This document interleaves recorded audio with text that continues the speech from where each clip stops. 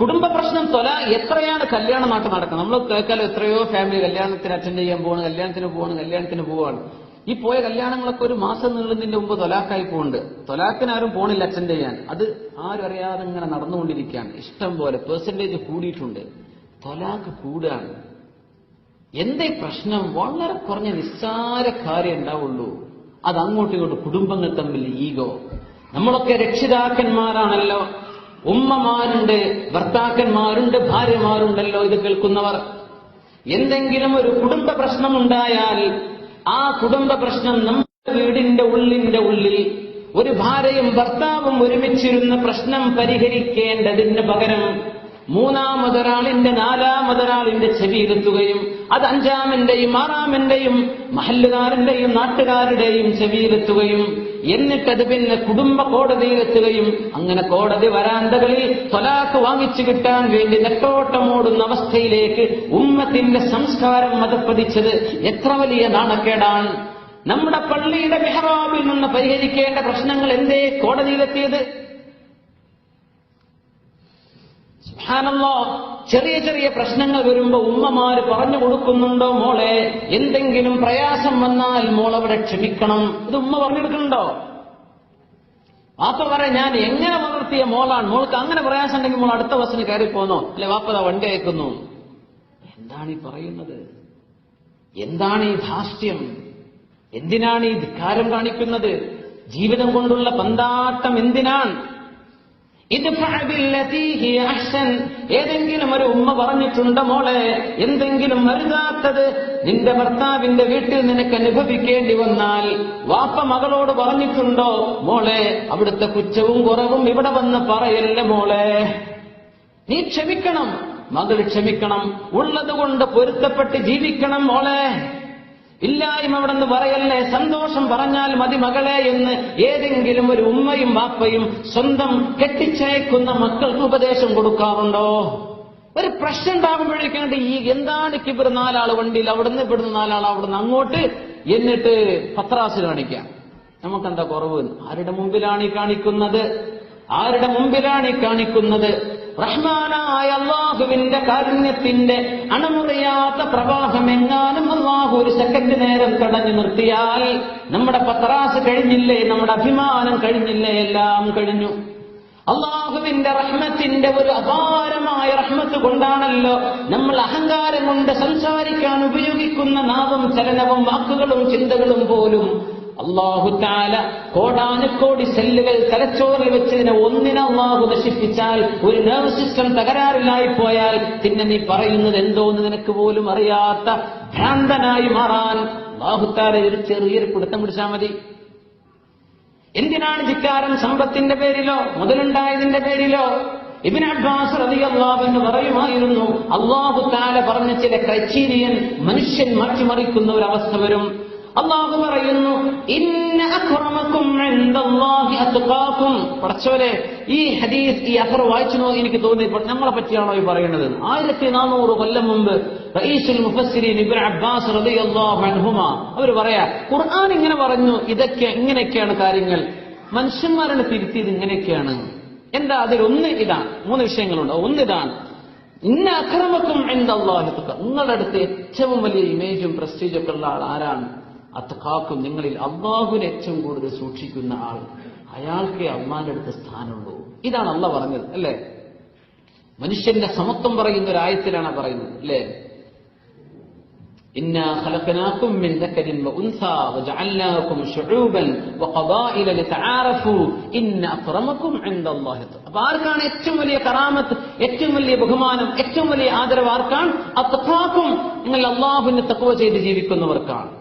അതൊരു പക്ഷെ നമ്മുടെ പള്ളിയിലെ ഉസ്താദായിരിക്കും, മദ്രസയിലെ മല്ലാക്കയായിരിക്കും, നമ്മുടെ അയൽവാസിയായ വൃദ്ധനായ ഒരാളായിരിക്കും, കൂലിപ്പണിക്ക് പോകുന്ന ഒരു സാധുവായിരിക്കും.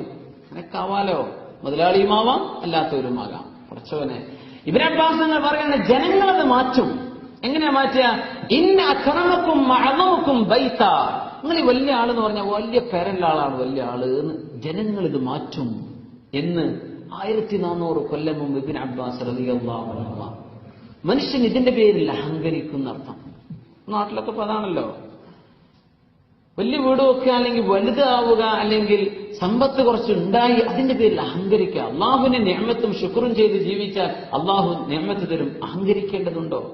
കുടുംബ പ്രശ്നങ്ങൾ മുഴുവൻ വരുന്നത് ഇതിന്റെ പേരിലല്ലേ? സുബ്ഹാനല്ലാഹ്. അതുകൊണ്ട്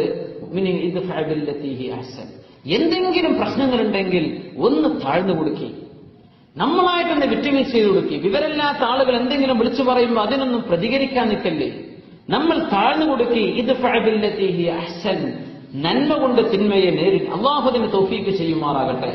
എത്ര പ്രശ്നങ്ങൾ തീരുമായിരുന്നു മുഅ്മിനീങ്ങൾ, എത്ര പ്രശ്നങ്ങൾ. ഫാത്തിമ റളിയല്ലാഹു അൻഹ, നബി തങ്ങളുടെ പൊന്നാര മകൾ ഫാത്തിമ റളിയല്ലാഹു അൻഹ, അലി റളിയല്ലാഹു അൻഹു ദീർഘമായ യാത്ര കഴിഞ്ഞ് തിരിച്ചു വന്നപ്പോ ക്ഷീണിച്ചു നിൽക്കുന്ന പൊന്നാര ഭാര്യ, അത് ഹബീബിന്റെ മകളാണ്. സയ്യിദത്തു നിസാഇ അഹ്ലിൽ ജന്ന, സ്വർഗീയ യുവതികളുടെ മുഴുവൻ ആളുകളുടെയും നേതാവാണ് ഫാത്തിമ റളിയല്ലാഹു അൻഹാ. ബിദ്അത്തും മിന്നി, അവരെന്റെ കരളിന്റെ കഷ്ണമാണെന്ന് ഹബീബ് സ്വല്ലല്ലാഹു അലൈഹി വസല്ലം.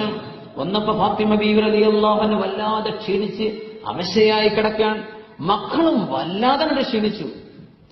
നമ്മൾ എയർപോർട്ടിൽ ചെന്ന് ഇറങ്ങുമ്പോ എന്താ മോന് ക്ഷീണിച്ചോ? ആ ചോദ്യമല്ലത്, ശരിക്കും ക്ഷീണിച്ചു തന്നെയാണ്, ശരിക്കും ക്ഷീണിച്ചിരിക്കുകയാണ്. ഭക്ഷണം കിട്ടാനിട്ട് ചോദിച്ചു, എന്തേ ഫാത്തിമ, നിങ്ങൾക്ക് എന്തേ പറ്റിയത്? നിങ്ങൾ പോയതിൽ പിന്നെ ഞങ്ങൾ ഒരു റൊട്ടി പോലും കഴിക്കാൻ ഞങ്ങൾക്ക് ഇവിടെ ഗോതമ്പില്ലായിരുന്നു. ഒന്ന് വെള്ളവും കുറച്ച് കാരയ്ക്ക് ഇങ്ങനെ കഴിച്ചുകൂടാണ് പ്രസവനെ.